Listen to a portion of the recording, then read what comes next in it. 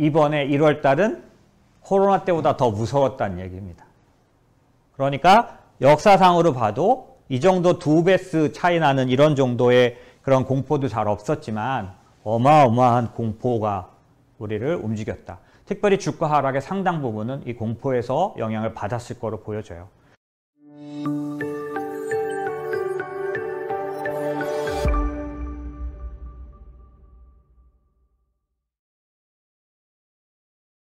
우선은 사실 저는 이런 경험을 많이 했는데도 불구하고 올해 1월 달이 막강하게 어렵게 느껴지는 이유가 좀 있습니다. 그래서 그런 부분들이 우리 투자에 어떻게 좀 그 영향을 줄지 이 부분도 좀 오늘 앞에서 좀 다뤄보려고 해요.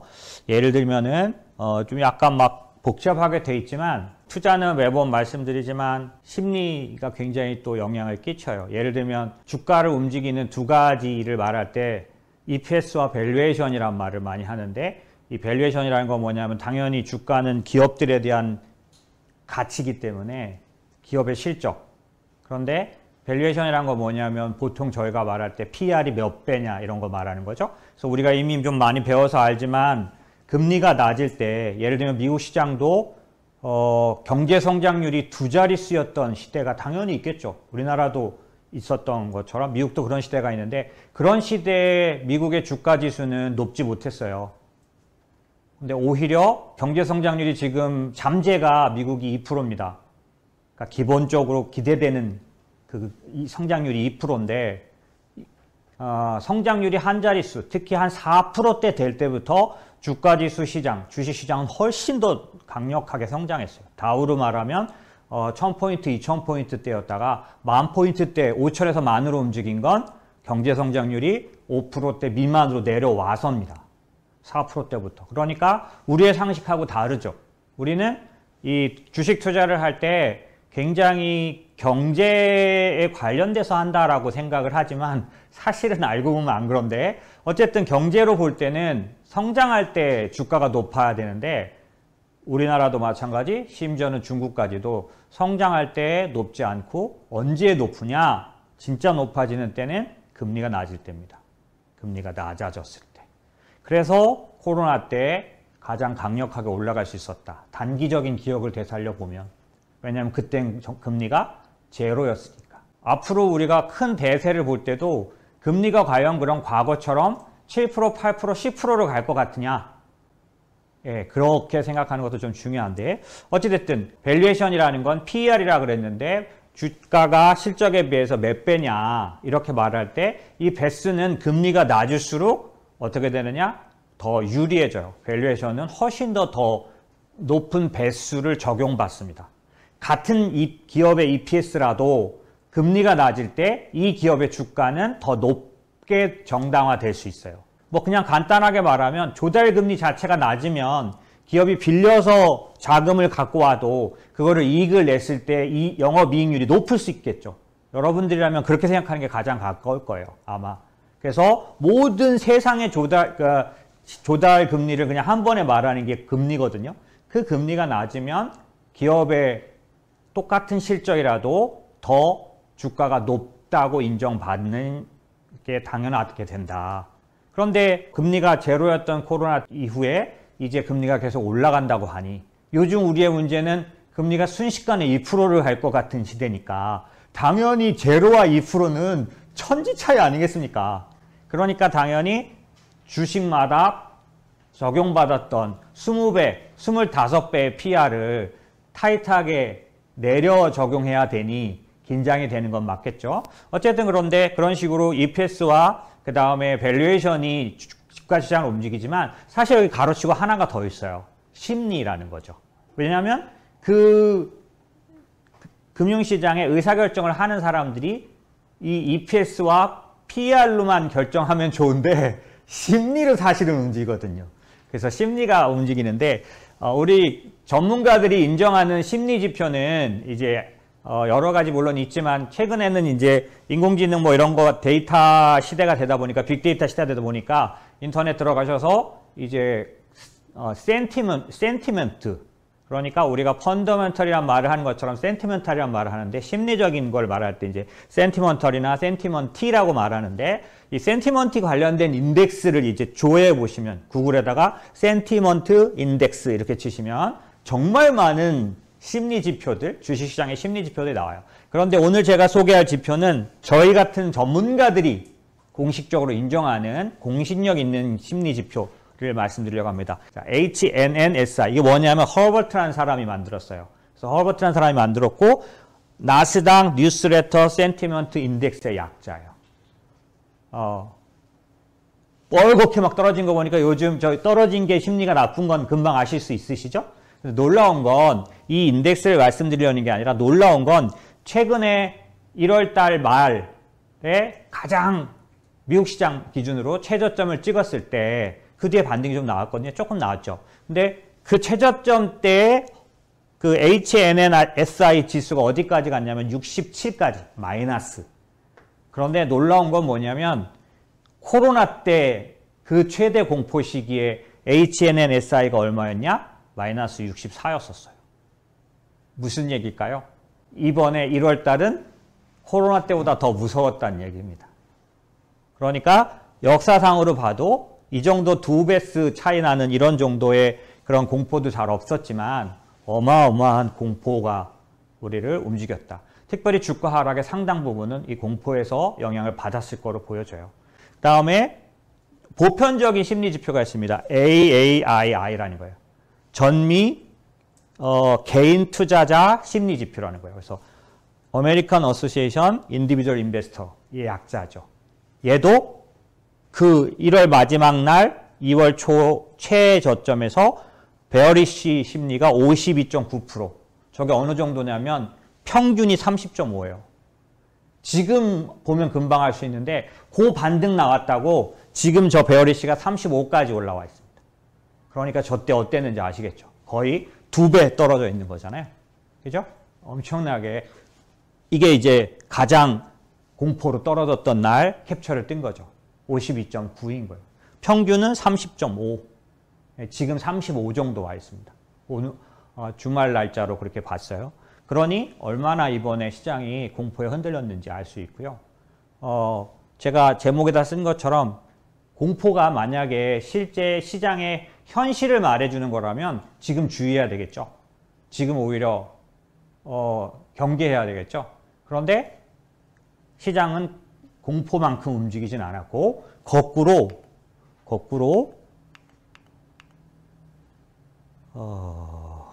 제가 바로 뒤에다 놨다고 생각했는데 아니네요. 이거부터 보여드릴게요. 이게 뭐냐면 부정적 뉴스에 대해서 사람들이 쇼킹한 느낌을 갖고 있을 때 그걸 지수로 만든 거예요. 위에 있는 회색의 숫자가 공포지수와 같은 겁니다. 사람들의 심리가 공포에 휩싸였을 때를 말하는 거죠. 80년부터 2000년까지. 보시면 빨갛게 숫자가 최고죠. 이 회색이 아주 최고로 높아져 있는 게 몇 번 되잖아요. 그죠? 그런데 중요한 건 저게 최고조에 이르렀을 때 대부분 시장이 어디였어요? 바닥이었어요. 항상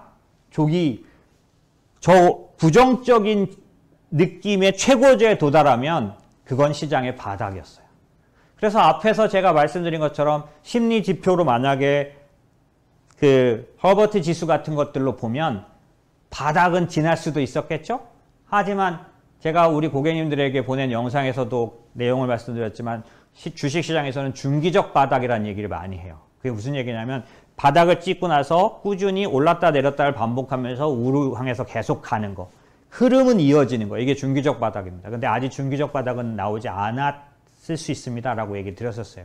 왜냐하면 이제부터 좀 말씀드리려는 몇 가지 아직 불안정한 상황들 때문이죠. 하지만 먼저 이 얘기를 제가 꺼내는 이유는 뭘까요?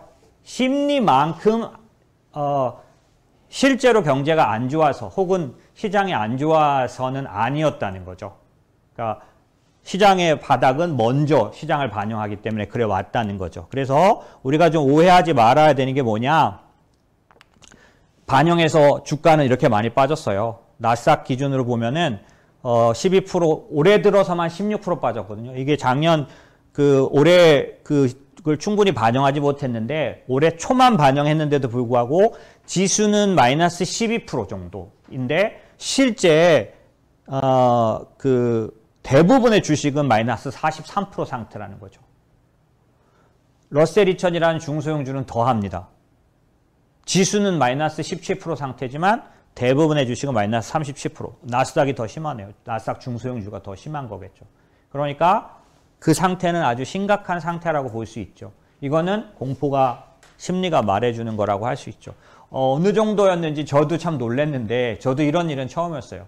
지난주 금요일 날 두 개의 커다란 뉴스가 시장을 휩싸고 움직였는데 첫 번째는 아시다시피 CPI가 70보다도 더 낮게 나올 수도 있다고 생각해서 그 전날 막 나스닥이 오르고 이랬었는데 그런 기대는커녕 75가 나와버렸어요. 그쵸?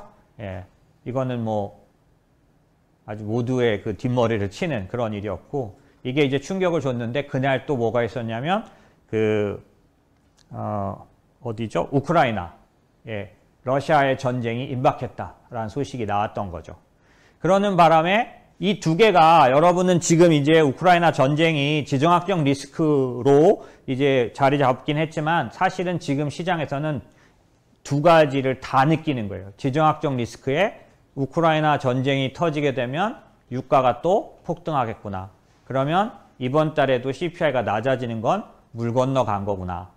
CPI는 도대체 얼마큼 더 높아질 수 있나. 이런 것 때문에 우크라이나 전쟁 자체가 인플레이션 공포로 다시 또 다가왔기 때문에 그날 어떤 얘기가 월가에 그러니까 미국 주식시장을 움직였냐면 긴급 회의를 한다. 연준이. 그때 마침 연준 사이트에 회의 공고가 떴어요. 그러니까 이게 긴급 회의라고 모두가 생각한 겁니다. 긴급 회의는 어떤 거냐면 코로나 때 2020년 2월 달이죠. 2월 달에 연준이 갑자기 저 아침에 일어났는데 긴급 회의를 해서 금리를 인하했다. 50bp 인하했다. 이 긴급 회의라는 거는 연준 회의가 있는 FOMC 회의가 있는 때가 아닌 때 갑자기 소집해서 하는 회의죠. 지난주 금요일 날 연준 그 사이트에 회의 공고가 뜨자마자 긴급 회의를 해서 금리를 올리는구나. 이렇게 소문이 퍼졌던 거예요. 그래서 그거에 대해서 시장에서 얼마나 놀랐는지 이 시장의 그런 오해를 풀어주기 위해서 아마도 연준이 자기네들과 가까운 언론들을 통해서 이런 뉴스들을 내보내기 시작했다라고 거의 생각하고 있는데 동시적으로 블룸버그, 월스트리트저널, 그 다음에 CNBC가 동시적으로 세 개를 냈다는 거죠. 저도 이 얘기는 좀 어느 정도 신빙성이 있다고 느껴집니다. 어떤 거냐면 페드가 50bp, 긴급 회의를 해서 50bp 올리는 거에 대해서는 전혀 가능성이 없다라는 얘기들을 하고 있는 거죠. 내용을 읽어보면 대부분 다 그런 내용이에요. 물론 딱 봐서는 읽어볼 수는 없죠. 영어니까. 자세히 설명을 해보면 그렇게 되어 있습니다. CNBC도 마찬가지예요. 보지만 내용을 보면은 아주 호기시하게 올리는 부분에 대해서 부정적이다. 이런 얘기를 한 거고 그것도 모자라서 연준이 또 바로 행동을 합니다. 2월 15일부터 3월 14일까지 채권 매입 계획을 아예 발표해버린 거예요. 시장에게 오해하지 말라는 거죠. 이게 무슨 얘기냐면 3월 14일까지 채권 매입 계획을 한다는 얘기는 테이퍼링을 3월 말에 종료한다는 거를 공표한 거거든요. 그런데 이게 왜 시장에게 안도감을 주는 거냐면 제롬 파월은 계속해서 뭐라고 말했냐면 채권을 사면서 금리를 올리는 일은 없다고 주장해 왔어요. 그렇기 때문에 우리가 채권을 3월 14일까지도 산다는 얘기는 이때까지 금리 인상 발표는 안 한다는 얘기죠. 그러니까 긴급회의를 통해서 50bp를 한꺼번에 올리는 얘기에 대해서 시장이 과도하게 믿지 않아도 된다는 걸 연준이 구체적으로 계획표를 통해서 제시한 거죠. 제롬 파월이 나와서 기자회견을 하지는 않았어요. 하지만 이런 제스처는 저도 처음 봤습니다. 그럴 정도로 시장이 오버하고 있는 거죠. 어마어마하게 빠르게 그 긴축의 강도를 반영하고 있는 거죠. 그럴 만큼 시장은 지금 굉장히 취약해져 있고 그 다음에 무슨 소식만 나오면 더 강하게 그래서 유로달러 선물이라든지 그 다음에 금리 선물에 이미 7번 2022년도 올해 한 해 7번 금리 인상을 반영해 놓은 상황이에요. 여러분이 좀 이해하셔야 될 게 있어요. 그게 뭐냐면 사실 그 주식시장보다 채권시장은 훨씬 더 두 가지 특징이 있는데 훨씬 더 뭐라고 말해야 될까요? 종합적으로 분석하는 경향이 있습니다. 무슨 얘기냐면 주식시장은 단순하게 기업에 관련된 부분들이 훨씬 더 뚜렷하게 나타난다면 채권, 그러니까 금리는 모든 다른 경제 요소를 거의 더 대부분 더 넓게 반영해요. 두 번째는 장기 금리, 그러니까 앞으로 한 달 뒤, 1년 뒤, 3년 뒤까지도 금리가 예측돼야 될 시스템이 있어요. 그게 왜 그러냐면 금리 간의 거래라는 게 있거든요. 예를 들어서 저희가 만약에 해외 미국과 상품 거래를 한다. 한국의 증권회사가 미국 증권회사와 거래를 한다. 그러면 보통 금리 거래를 할 때는 스왑 거래라는 걸 합니다. 뭐냐면 이쪽의 금리와 저쪽 금리를 서로 교환하는 거래인데 스왑 거래는 뭐 자세히 설명드리기에는 뭐 큰 이익이 없어서 간단히 말씀드리면 기본적으로 1년 뒤에 금리가 미국 금리가 얼마큼까지 올라갈지를 예상을 해서 그 금리를 비용으로 전환해요. 그래서 나는 너한테 네 돈을 1년 맡아주려면 왜냐하면 달러로 맡아주는 거라서 달러 스왑이라는 게 이제 달러 원화의 이런 교환과 같기 때문에 너에게 내가 1년 동안 금리를 주려고 하면 1년 뒤 금리를 예측해서 그 금리를 반영하는 거죠. 그게 이제 금리 선물에도 나타나고 그 다음에 제가 말씀드린 스왑 금리는 유로 달러 선물이라는 게 있어요. 근데 이 두 개의 선물 금리에 이미 7번 금리가 올라갈 걸로 가격에 반영돼 있죠. 그리고 중요한 건 앞으로도 얘기를 드리겠지만 최종적으로 연준이 어디까지 올릴 수 있느냐라고 그 최종 목표 마지막 올릴 수 있는 금리 이게 주식시장에서는 제일 중요한데 그 금리도 채권시장에서는 이미 반영하고 있어요. 현재는 2.0을 반영하고 있죠. 최근 얼마 전에 1.75였는데 어찌됐든 그런 어떤 금리들이 채권시장의 예측이 훨씬 더 뭐랄까 더 넓게 신뢰성 있게 받아들여지긴 하는 거죠. 그런 의미에서 지금 시장은 이미 7번 금리 인상을 반영하고 있다. 그럴 정도로 시장은 상당한 긴장을 하고 있는데 이 화면은 왜 일찌감치 띄어놨냐면 이런 변동성은 불행히도 이번에 최고치를 찍은 게 아니라 앞으로 더 강화될 수 있을 거라는 겁니다. 그거는 올해만을 말하는 게 아니라 앞으로의 내년, 내후년 시장이 진행될수록 이 변동성은 매번 심리지수도 갱신을 하게 될 거예요. 이번에 심리지수가 새로운 코로나 때보다 더 공포지수를 나타낸 건 어쩌면 이번에 공포가 훨씬 더 커서도 그렇지만 앞으로는 코로나 때 같은 공포보다 평상시 때도 더 큰 공포가 올 수 있다는 얘기를 하는 거이기도 한 거죠.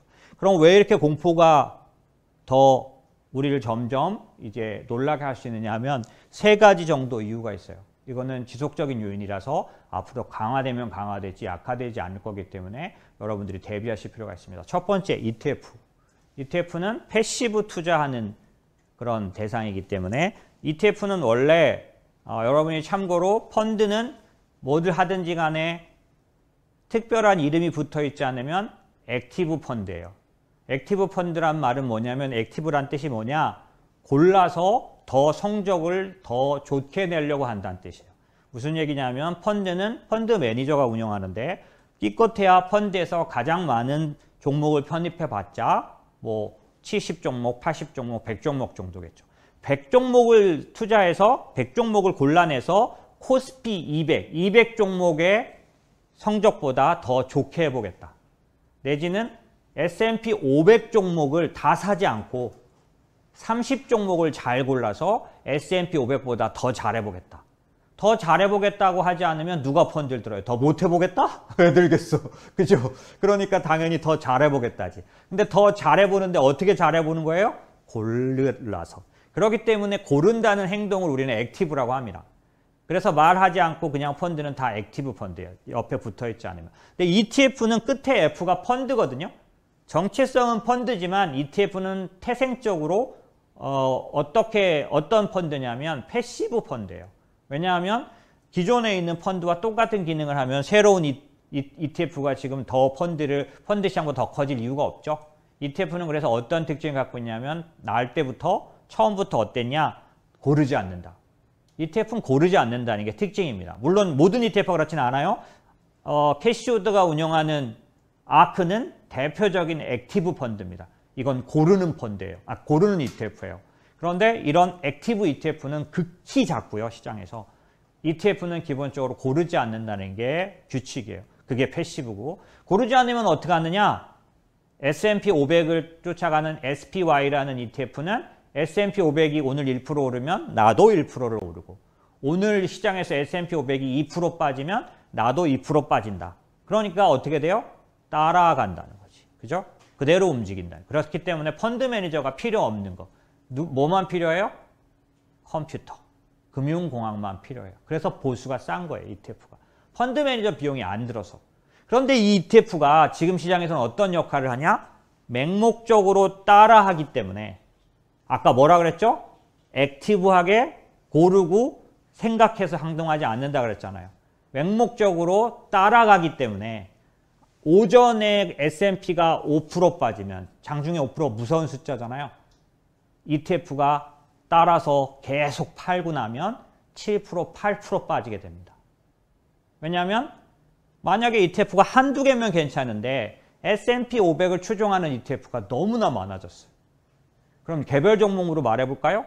얼마 전에 메타가 장중에 27% 빠졌어요. 여기 메타는 페이스북이죠? 페이스북이 27% 빠졌는데 페이스북이 최소한 3%, 5%, 7% 들어가 있는 ETF가 몇 가지나 될 것 같으세요? 어마어마하게 많습니다. 왜냐하면 핫한 메타버스 쪽이잖아요. 그렇죠? 그래서 엄청나게 갖고 있죠. 그거 말고도 뭐 미국 대형주 ETF, S&P 500 뭐 다 들어있죠. 여기서 27%를 시간차를 두고, 오전이 아니라 오후에 시간차를 두고 메타를 따라서 매도하게 되는 거예요. 먼저 메타가 떨어지고 ETF가 따라서 팔게 됩니다. 그러니까 27%가 빠진 데는 원래대로 하면 20% 빠지는 건데 27% 빠지게 할 수 있죠. 왜냐하면 뒤따라서 엄청난 ETF들이 엄청난 양의 매도를 내놓게 돼 있으니까. 이해하실까요? 예, 이렇게 패시브라는 뜻은 그런 면에서 시장은 뒤늦게라도 하루 장중에 마이너스 폭이 10%, 20%가 되는 이유, 예, ETF가 뒤따라 팔게 되기 때문이다라는 거 아셔야 됩니다. 그럼 어떻게 앞으로 점점 ETF가 커질 것 같으세요? 작아질 것 같으세요? 커지겠죠? 그럼 점점 더 심하게 따라서 매도가 나오게 되겠죠. 이 얘기는 이따가 제가 한 번 더 하겠지만 한국 시장도 여기에 자유롭지 않은 거죠. 왜냐하면 ETF보다는 어때요? 지금 한국이 시달리는 대표적인 수급 문제가 어디서 와요? MSCI 한국 지수? 이런 얘기들 자꾸 하잖아요. 그렇죠? 선진국 지수? 이런 얘기 하면서 LG 에너지 솔루션? 맞나요? 제가 제대로 불렀나요? 얘가 들어오는 바람에 다른 대형주를 팔아서 한국 시장이 하락한다. 얘기 들어보셨나요? 이것도 다 어때요? 인덱스로 구성되어 있기 때문에 이렇게 오는 거예요. 뭐 펀드 매니저가 20종목 골라서 사는 거면 필요 없죠. 이 LG 에너지 솔루션을 사기 위해서 나머지 거를 물론 팔긴 팔겠지만 강제로 어떤 시가총액 순서로 팔지는 않을 거 아니에요. 그런데 시가총액 순서대로 있는 지수에서 빠져야 하기 때문에 MSCI 한국지수 ETF가 어마어마하게 크고 한국지수 펀드들이 어마어마하게 크기 때문에 거기서 얘가 2위로 들어오려면 최소한 몇 개의 대형주를 팔아야만 하기 때문에, 그래서 한국지수 떨어진다면 한국도 ETF와 같은 이 패시브 운용에 희생을 당하고 있다라고 볼 수 있겠죠. 이건 점점점 더 커질 겁니다.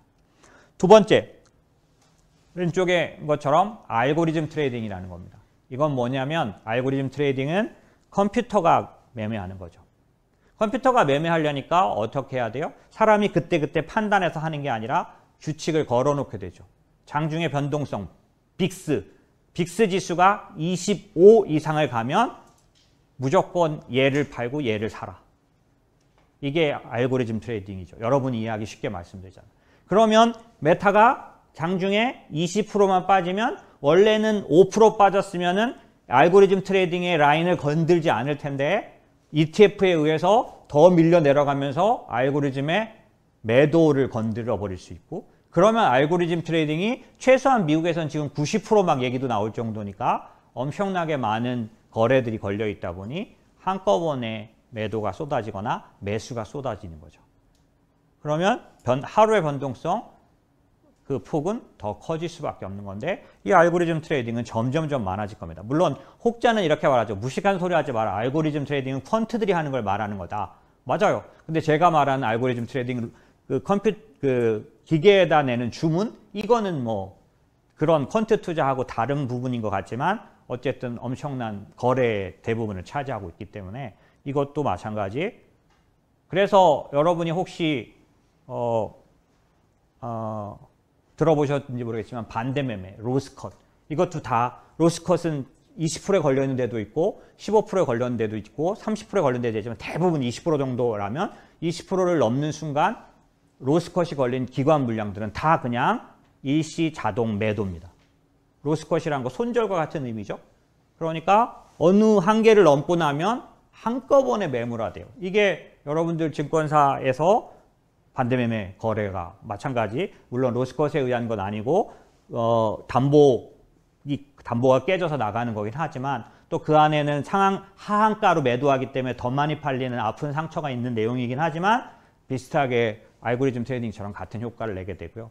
세 번째는 과거 어느 때보다 개인 투자자가 시장을 움직이고 있다는 사실도 이제는 엄청난 변동폭을 야기하는 요인이 됩니다. 왜냐하면 이따가 제가 장기적인 자산 관리를 위해서 필요한 부분을 설명드릴 때 한 번 더 말씀드리겠지만, 개인들은 이상하게도 레버리지를 좋아합니다. 그래서 미국은 우리랑 다르게 종목 옵션이 엄청나게 발달돼 있어요. 한 종목에 옵션으로 투자를 하기가 너무 수월한 시스템을 갖고 있죠. 로빈훗 같은 그런 보수가 거의 없으면서 이용할 수 있는 시스템 회사들도 굉장히 많이 생겼죠. 그러면 어떻게 되느냐? 옵션 한 종목의 콜옵션과 풋옵션 거래가 아주 활발하게 일어납니다. 미국 같은 경우. 한국은 아예 종목 옵션 자체가 개수가 몇 개 없어요. 근데 미국은 종목마다 거의 다 종목이 옵션이 있기 때문에 콜옵션과 풋옵션이 엄청난 양으로, 특별히 근데 이게 치우칠 수 있겠죠. 왜냐하면 하락할 걸로 여겨지는 그런 종목들에 대해서는 엄청나게 많이 풋옵션이 돼 있겠고, 뭐 이렇게 되다 보니 개인들의 거래가 시장을 엄청나게 하락시키는 그런 영향을 같이 가져오기 때문에, 이거는 뭐 미국 같은 경우는 우리보다 더 심합니다. 저는 이제 개인적으로 자문사를 운영하고 있기 때문에, 특별히 저는 고액자산가들과 PB 생활을 했지만 지금은 고액자산가가 아닌 분들에게도 자산관리 서비스를 하기 위해서 회사를 차렸기 때문에 개인들의 매매 행태에 대한 논문도 많이 보고, 그 다음에 최근에 이 하락에서 개인들이 어떻게 반대매매에 반영됐는지, 그 다음에 이런 어려움에서 어떤 행동을 하는지, 삼성전자를 엄청나게 선호했는데 삼성전자가 오랫도록 이렇게 못 오를 때 어떻게 매매에 대응하는, 이런 것들에 대한 자료를 열심히 보고 있어요. 왜냐하면 제가 안내를 드릴 분들이 비슷한 생각을 하고 있을 거라서. 그런데 제가 요즘 보는 자료들을 보면 한국은 훨씬 많은 분들이 이제 주식시장에서 빠져나갔습니다. 사실 작년도 동학개미 이후에 오히려 굉장히 많이 자금이 들어서 예탁금도 줄고, 대부분 다 어떤 때 움직이고 있냐면 공모주 쪽으로 움직이고, 뭐 대부분은 아니고요. 그래서 많이 줄었어요. 증권사에서 움직이는 돈이 작년, 그러니까 2020년도하고는 많이 차이는 게 다릅니다.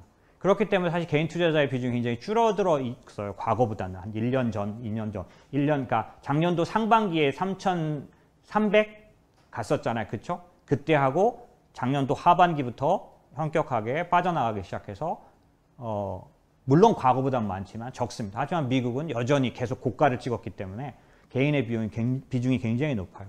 그래서 어찌됐든 이 세 가지가 믹스되면서 향후에도 주식시장에는 변동성은 어느 때보다 지속적으로 높아질 수 있다는 사실을 알아야 하고, 그래서 오늘 제가 말씀드리고 싶은 건 변동성이 말해주는 게, 혹은 이런 것들을 통해서 우리가 알 수 있는 게 뭐냐라는 거고, 알아야 될 게 뭐냐라고 해서, 사실 오늘은 제가 주식시장에 관련된 얘기는 뒷부분에 드리겠지만, 실제로 이번 1월 달에 이 공포 장세에서, 이 변동성 장세에서 우리가 배워야 할 것들, 그런 식의 간접 제목을 달아야 할 내용들을 오늘 좀 설명드리려고 해요.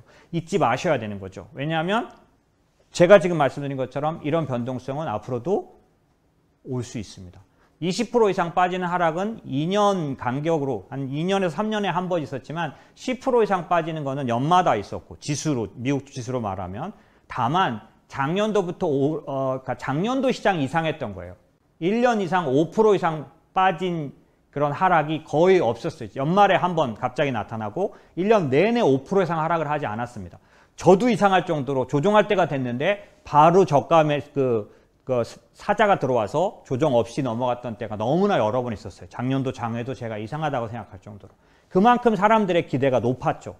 그런 만큼 지금은 더 많이 풀백하게 돼 있는 거죠. 그런 의미에서는 아마 앞으로는 정상적으로도 변동성이 나타날 거라고 보여집니다.